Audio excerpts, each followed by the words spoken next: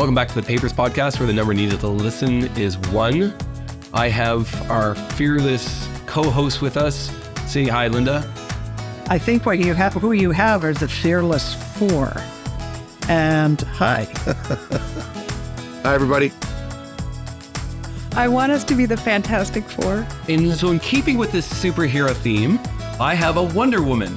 The good Dr. Varpio is wearing a Wonder Woman t-shirt. She is a Wonder Woman. I am. She has a wonderful episode for us. I'm running out of wonder illusion. So enough of me. Over to you. Wait. I often wonder what she's thinking like that. So that do I. fits Let's as well. be honest. Yeah. Hi, everybody. And thank you so much for tuning in. Today, I have a bit of a follow-up episode. So the time has come for us to, yet again, talk about CBME. And I recognize that just a few episodes ago, we did do a paper that talked about the incongruences, the congruences between our conceptualizations of CBME and professional identity formation. Now, if for those of you who remember, that conversation got a little spicy, got a little heated. And, I might have received some emails about that discussion. And some of those emails were celebrating our comments. Others were a little less glowing. And in looking across those emails, and honestly, looking at the literature that I have in my personal file labeled CBME, I came to appreciate that the literature about CBME isn't always consistently working off the same assumptions or the same premises, and that authors in different contexts come at the idea of CBME in different ways. And so I decided that I wanted to find a paper for us to talk about that appreciated that diversity and that would give us a bit of a way forward to talk about CBME in the days to come and years to come. But before we delve into that, because I want to frame our conversation with your reflections, the three of you have been deeply involved with CBME for many years and have been part of the foundational teams of people in various places around the world who've helped to launch this and build CBME. So I'm interested in what you think of CBME to date. What do you think? Are there particular moments in the history of CBME that are worth thinking about in terms of sentinel changing points in our thinking? What's gone well? What do you think is misunderstood? What's frustrating you? So with all of those options available, I'll ask Jason, then Linda, and John for your thoughts. Oh, way to throw me I'm making under you the go bus first. Yeah. Okay, that's an enormous question that we could spend 12 hours on. But here's my little teaser. Because I'm really immersed in CBME. It's my area of scholarly interest, and I've been doing it for 30 years. That's all my gray hair. I was skinnier when I started. It really occurs to me as a reflection on health professions education in general and all of our discourses, what a cacophony this theme has. Meaning that there are a lot of people talking about CBME, and they're talking past each other, is my impression. And then the biggest thing I want to flag for everybody is, when we produce innovations within HPE, I'm not sure we agree on definitions, because I just spent the last year traveling to I don't know how many countries, having conversations about CBME, and we didn't even agree on what topic we were talking about. I'm seeing mandates from governments all over the world to, quote, do CBME or use EPAs. And when I actually talk to people on the ground or some of those government officials, we all don't even agree on what those topics are. So that makes me wonder about the nature of innovations in HPE. So you asked if there was a particular turning point. And one of the ones I remember, John and Jason were there. I think Jason actually convened it. It was when he threw a bunch of clinician educators into a windowless room in a hotel in Ottawa and said, you don't get out until we change our residency approach to residency education. And we came up with the Canadian model for CBME. And it was, I left the room feeling inspired, and, here are all these people who knew all the stuff about CBME, and we had a plan. Now, that plan was not exactly what happened. And there were clearly ups and downs and bumps along the way. I think one of the problems was we were preaching to the converted. People who thought it was a great idea, who were clinician educators and education scholars and actually knew a little bit about it. And it reminds me of that graph that you see when there's an innovation, and it's not the Rogers adoption of innovation, it's the one that goes up and down. It's the Gartner hype cycle, and it totally fits. Yeah. Yeah. You know, as a little bit of concern at the beginning, nobody knows. Then there's like total acceptance and enthusiasm, and then goes down again because there are some problems that come up. And then there's maybe some grudging acceptance. And it really is like a number of tidal waves. So it's frustrating. Change is hard. And I don't think we're there yet. I do agree with Jason about the definitions as well. I'm going to start with a reflexivity statement because I think you should know where my positionality is. So with Jason and with Linda, I was part of that initial cohort that really pushed for a competency-based medical education movement worldwide, and then led to residency training adoption across Canada. And then I was actually a specialty chair that led to a transformation of emergency medicine training in Canada. And so I believe in the principles of competency-based education. And I've done a lot of scholarship. So you're going to hear a very pro take from me when I kind of respond to that kind of question, Lara. And I think the listeners should know that's where I'm coming from. I see the value in it. Your question about what's transformed, I'm going to pick up both themes from Jason and Linda and can maybe amplify them a bit. CBME, I don't see as a single educational intervention. It's not like team-based learning, or it's not like the flipped classroom or some kind of instructional methodology. I'd shout out to Elaine Van Mel, who has published, an important paper. I'm not sure if it's cited enough in academic medicine that tries to talk about the 5 different elements that would make up a competency-based curriculum. And so I think of CBME as an educational bundle that has a lot of things. For the parallel would be PBL at McMaster. What the heck is PBL? PBL has been called everything. And so because it's been called everything, when you try to do a synthesis of the impact of PBL, it's a wash.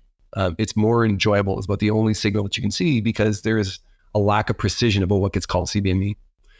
And I guess where I find myself personally as a scholar and as a producer in that kind of educational environment is the health system was really problematic. Like, it was not serving either society or learners. And that was the nidus for change. Like let's remember what education looked like 2 decades ago. There was lots of issues of power. There was very little inflexibility. It seemed to be a very fragile system that didn't have a lot of accountability or data within it. And the opportunity for creativity was certainly creativity was happening in education, but it's certainly not facilitated by the accreditation standards that existed. And so CBME arose from that. And this is where my reflexivity statement is, because there are probably a lot of people who would take issue and say, well, that's not the case. And the idea of this educational bundle, I think the change management strategy, that opportunity was lost. And so as we saw it roll out, what it was perceived to be and how it was implemented as resource constraints happened and challenges took place, has led us to a place now where it's in place, but there's almost a resignedness to it and a slow, at least at national level, at least in the Canadian context, a slow attention to, all right, how do we look at further refining it? How do we evaluate what's taking place? And how do we use that in terms of a continuous process improvement to move it forward? It seems to me that we're using more labels rather than looking at what are the outcomes that we want to see. And so it would be a really fascinating case study around change management to see what has taken place, what have been the affordances, and what have been the challenges. So you guys know, we've been doing this long enough to know now that I always pick these papers for a reason. There's usually some kind of rant that I'm looking forward to going on, or some point I want to make about life in general, or qualitative methods, more importantly. So in this manuscript, I have there's some points I want to get to, and many of them you've already set the ground for. So thank you so much for your thoughtful reflections. The paper I picked today is a BME guide, that's Best Evidence in Medical Education Guide number 78, and is published in Medical Teacher. It's currently available ahead of print. And it's entitled Making Sense of Competency-Based Medical Education Literacy Conversations. And it is authored by the indomitable, sharp as a tack author, Dina Hamza. Yeah, I'm a fan. The paper works from a really simple but powerful premise. It says that CBME is a concept that dates back to the 70s. And so it has a long history. And it's been broadly adopted in many different countries. So there's a massive literature on the topic. And within that massive pile of literature, there are many conversations happening, and not all of them are working from the same premises, as you all have pointed out so articulately. So not all of the literature is getting picked up too. So some of the conversations are dominant, and well, others are largely ignored. Some conceptualizations are foregrounded despite the fact that there might be better conceptualizations in the literature. So this paper says, essentially, we need to understand the lines of conversation around CBME so that we can see which conversations are helping us to achieve CBME's goals and see how we might move conversations forward in a thoughtful kind of way. So to do that, the authors conducted a scoping review, and the authors decided to conduct that scoping review following the Arksey-O'Malley framework and also incorporating the sixth optional step as suggested by Lundberg. Now, because I'm really interested in the results of this paper, I'm going to largely dance really quickly over the methods because it really does follow the framework quite clearly and to the point. And we've discussed scoping reviews a number of times, so we don't need to go into too much detail, but I do want to offer some highlights. First, in keeping with the underpinning philosophies of scoping reviews, the authors cast a really wide net to get a whole bunch of literature. And that includes the usual databases you'd expect, like Web of Science, but also some more obscure databases like ProQuest News and Newspapers, and also ProQuest Dissertation and Thesis Global. Bam. And they did a hand search, just in case that wasn't enough, a hand search of the first 10 pages of hits in Google Scholar. That's a lot of inclusion right there. So tip of the hat to the author team. Second, they adhered to the Prism extension for scoping reviews. Thank you very much for that.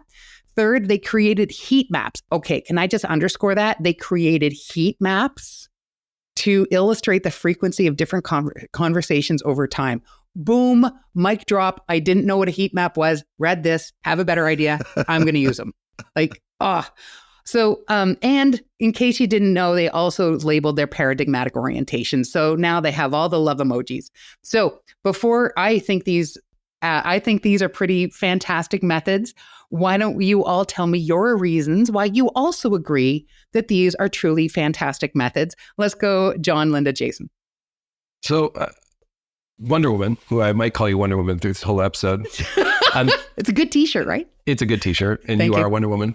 I worry about your long-term memory because we just finished a paper together. That was very smooth. Together. This is the old, bait and switch, where I produced a heat map for our paper. It literally went to you several weeks ago with a heat map on it. And you're fascinated to discover a heat map today? Come on now. Theirs is nicer, John. And theirs makes more sense. But anyway. I'm just working with the data you gave me there, Varpio. I'm just working with the data you gave me. I think their methods are great. I have no real concerns. There is a small little asterisk I would put to that, though. For all the work they went to find information, they concluded their search period to 2020. So this data is already 4 years old. And the reason I said that is I was waiting to see a paper that I published, not because it's published by me, but it is work that looked at key Canadian opinion leaders around how they think and conceptualize CBME. Very, very relevant to all their findings. Now it's published in 2021. And so, if we're making the argument that this is timely and the literature is shifting and whatnot, the staleness part might augment it a little bit. I don't think it's a critical issue. It's just a little asterisk in the corner. That's an interesting point, John, because it's a lot that's been published in the last 4 years. On the other hand, doing a BME review is a huge undertaking. Anna Oswald, who's one of the authors here, has done a whole bunch of them. And I'm surprised that she still looks as young as she does, because I would certainly give me a few gray hairs. I have no problems with the methods at all. I just had a question about the method. I think the methods are exemplary. And if you're listening to this podcast, and if you don't have Arksey-O'Malley on your wall as a poster like John does already, then this is a good paper to illustrate that. My question for Lara about methods would be, you were talking about their their epistemologic stance. And then they talk about a few things. They talk about pragmatism. I don't think we've discussed pragmatism on the podcast. Do you want to weigh in on that? A couple of sentences? No. I'm shocked. I'm shocked. No, we can talk about pragmatism if we want to, but I think, is that your only comment though, Jason? Is there something else you want to point to? No, this is the main thing. So this is why I'm bringing it up. Because in the past, we've argued that authors should come forward and declare their stance, and it helps the alignment across the paper, helps align the methods, analysis, and the lenses they're using, and it helps with interpretation if you're a reader. In this case, they said something like pragmatism, which integrates both constructivist and positivist, like as if it's the best of all worlds, like we can do anything now. And I just wanted you to comment on what you think the scope of pragmatism is before I adopt it for every paper I'm ever going to write again. Yes, I don't recommend that. Pragmatism, well, and it's the reason I said no first was because pragmatist research and pragmatism are actually different things. One grows out of the other, but they tend to sit in different kinds of literatures. But if I were to make a broad and sweeping statement about pragmatism in research, the foundational idea behind it is that in pragmatist-oriented research, you are looking to understand what is going to work in which contexts. So it kind of leans towards a realist review, but it really is about practical application. It's like, what's going to work? What can we do with this? So moving on, I am so excited to talk about these results because like these authors win a prize for the hardest working research team ever because they had 387 articles in their corpus of included manuscripts. And that corpus Can I just interrupt to ask Sure. the docs that have worked on CBME, did you think that was small for the time period? Did that number strike you as right-sized? If they did that big a search, I wonder what got kicked out. Yeah, me too. That really struck me. Like they must have had a lot of exclusion criteria. Are you serious? Yeah. Yeah. Like There's the a lot out there. 387 papers. I get it. No, That's it's a not big what number. they ended up with, but how they got there, because I'm sure there were thousands at the beginning. Yeah, they threw out a lot, and it just makes me wonder. Just it's kind of a gut check, right? When you're a reader and you actually know the literature, 387 is a small number for the CBME literature. And to the date of 2020 or whatever date it was, I'm forgetting the date that was it. I think we should be cautious about saying there's no rigor and then where gut check says we're not sure about it. I think they had it. It's just that if they said that we're going to take everything, which is really how their search strategy was designed, we want to pull everything in and show what's happening there. I am surprised to see 387. What it makes you think is, okay, I'm following the author's line of argument, and what were those decisions when they excluded so many thousands of papers? And I get it. There's criteria. It's printed. It's there. Mm-hmm, I get it. Mm-hmm, but I wonder if I had done the same process, would I have excluded the same papers? I'm just wondering about that. So what just to look at the demographics of the paper for a sec, one of the things that I found really fascinating is that 74% of the corpus was published between 2010 and 2019. 74% of all of the papers were published in that window, and then 7% were published in the few months of 2020. So like that's almost 80% of the literature, right? From 2010 to 2020. That's a beast. And I think that actually is in my, I'm not a CBME expert, but in my understanding of the literature, that makes sense. And another piece of that I was interested in noting is that within the corpus, like 71% of the articles had a lead author in North America. So I think this tells us that this is honestly a relatively new way of thinking. And, I'm sitting here talking to three of the people who helped to develop it for the Canadian context. It's a relatively new phenomenon, and it's a relatively North American origin story. Does that resonate with you guys? Only partially for me. I think the scope was such, this is important for all of us doing scoping reviews. We bring a lens, despite being explicit about our criteria. We bring a lens, and I think there's a body of literature that these authors might call pre-CBME that was extensive in the 90s and maybe not picked up here. I also think while the North American plus Dutch bias in the literature, like the interest in those regions, probably is a real thing. My real life experience tells me another lesson from this paper, which is this is an iceberg phenomenon. Like the stuff that's published in these journals in English is a tiny bit of the world's activity. And that also reflects on HB.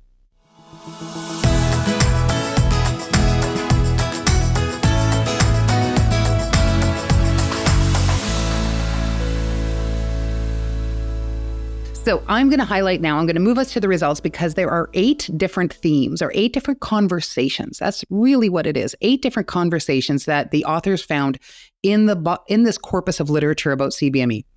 There's credibility, and this is a conversation how CBME aligns with educational theories, best practices.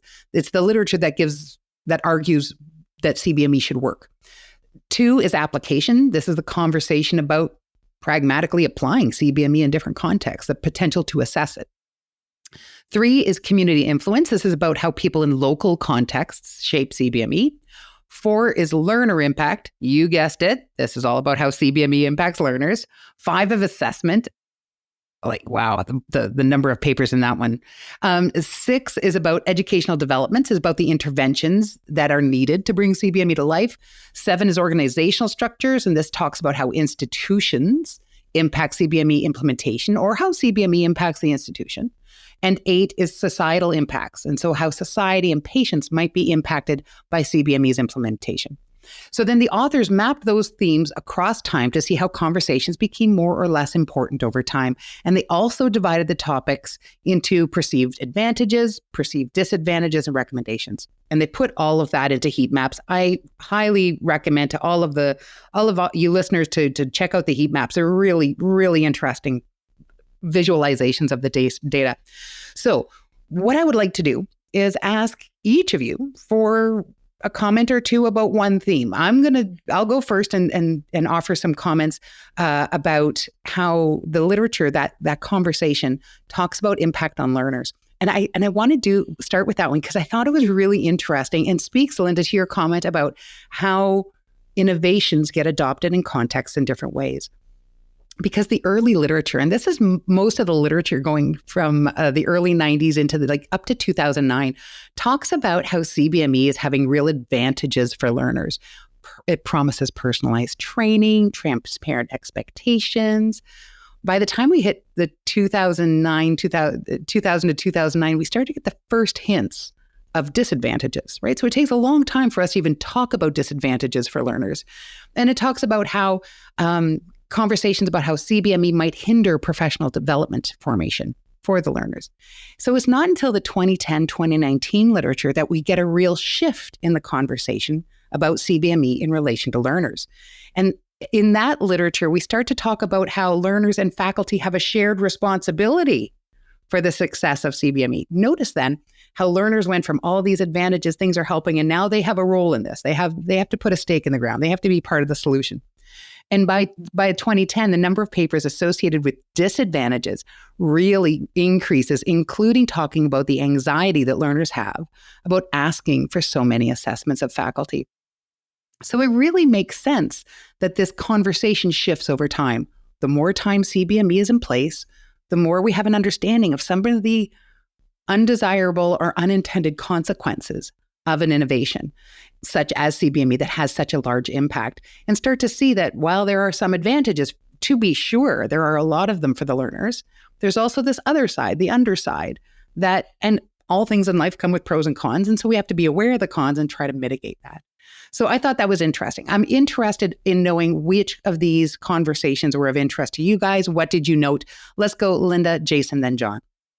So education developments are the parts of medical education that the CBME intervention might alter. And that is everything from how you design a curriculum, how you deliver that curriculum, how you assess learners, how you evaluate, how you adapt the design.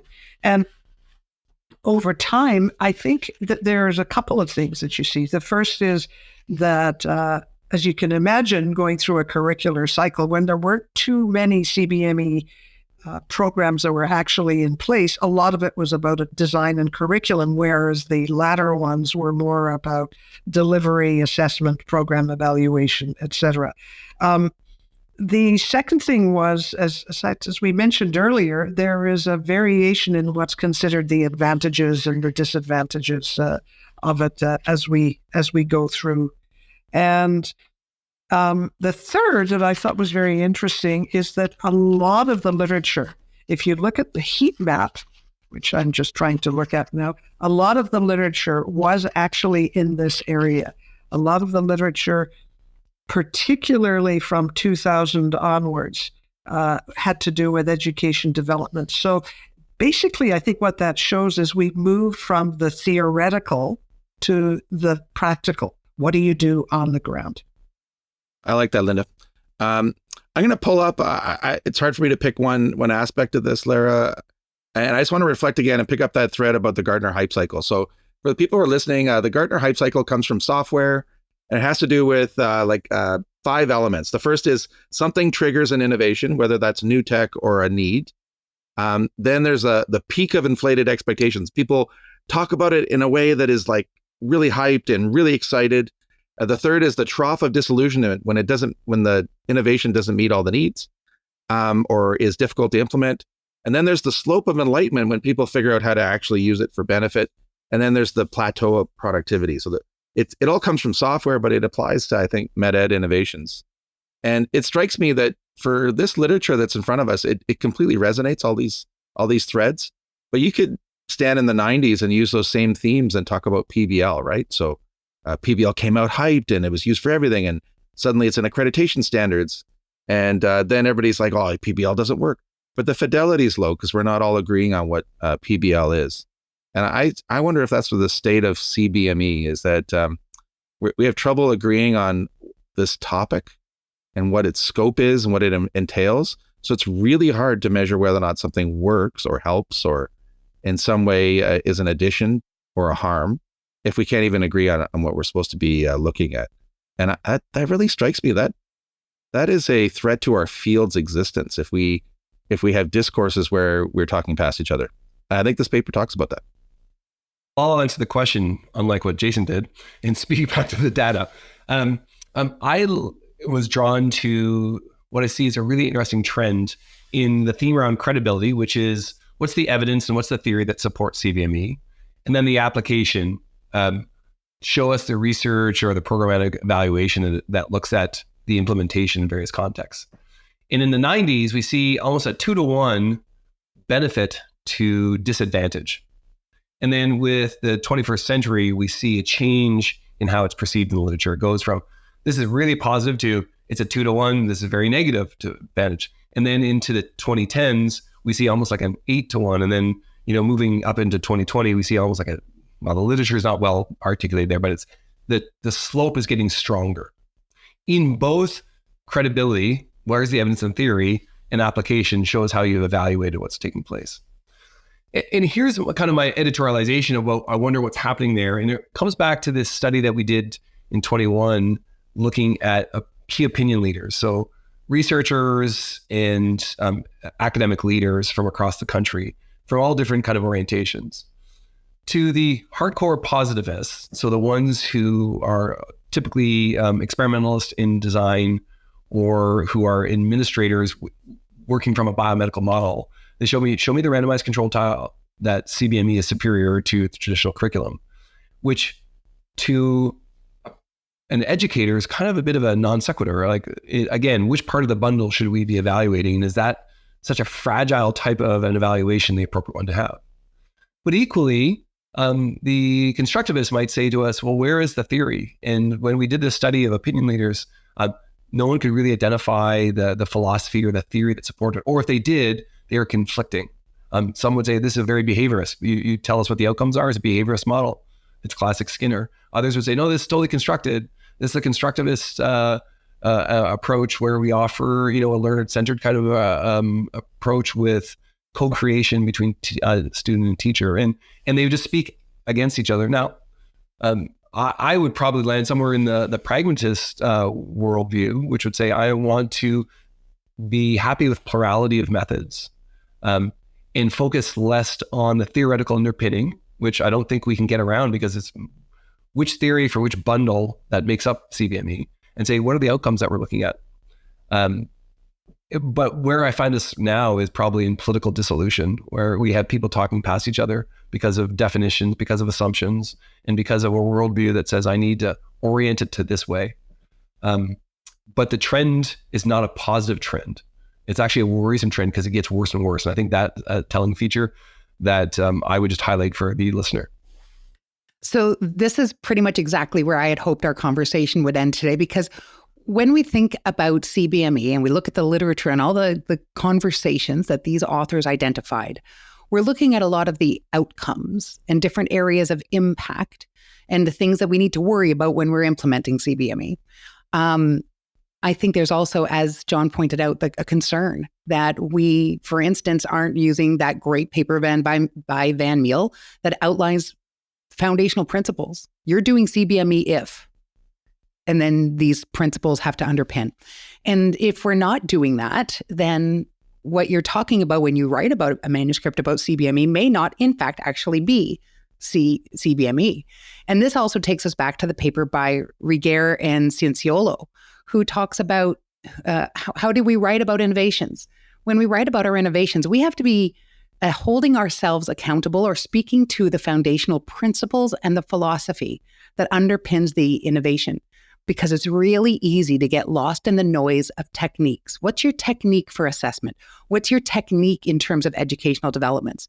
But it's a lot harder, or the conversations can be attuned to each other when we talk about the principles and when we talk about the philosophy underpinning it. So my fear in this literature, and I think the authors do a great job of bringing it to our attention, is that there are many conversations about CBME. The question I have is, are they all actually about CBME? Or are they about techniques? Are they about the problem you had in a context and those sorts of things? Again, none of this is a great solution, right? Instead, what this literature also shows us is that pragmatism is challenging, because pragmatism is all about finding a solution to a problem. So in your local context, you have a problem and you're going to try, and CBME is part of the solution, but are you really doing CBME? So it's all of this helps us to understand why we need to do so much different research with different methodologies and orientations to understand any phenomenon and to understand how it works in our space. But let's make sure, word to the wise, dear colleagues, as you listen, let's make sure we're all talking about the same thing when we use a specific label.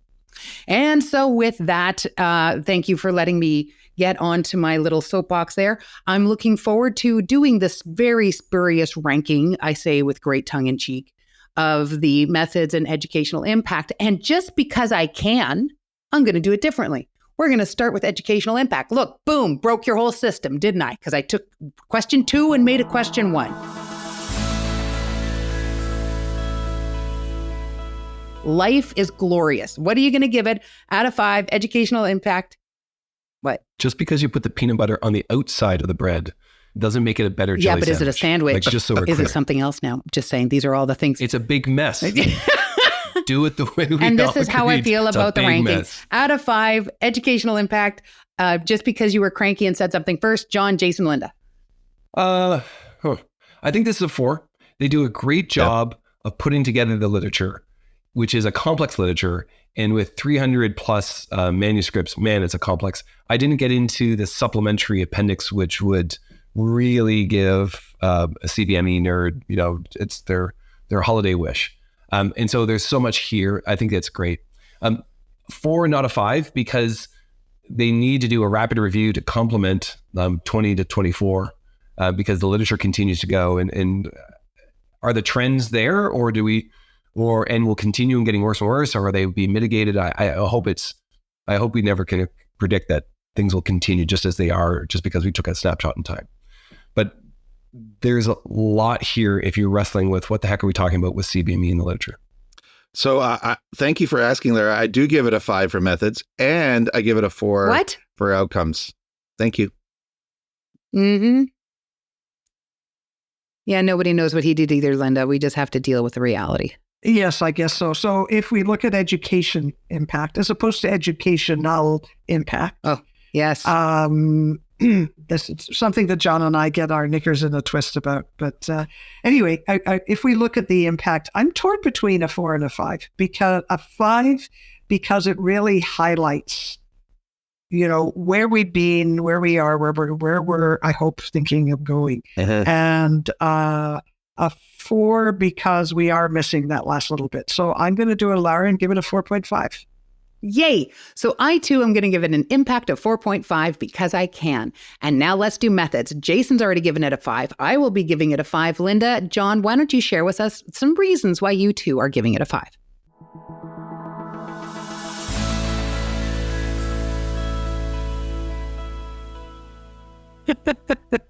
Linda, I think you're supposed to go first. I'm totally lost here. Sorry, but I heard. Linda, what are you going to give it for methods? A 5, right, hun?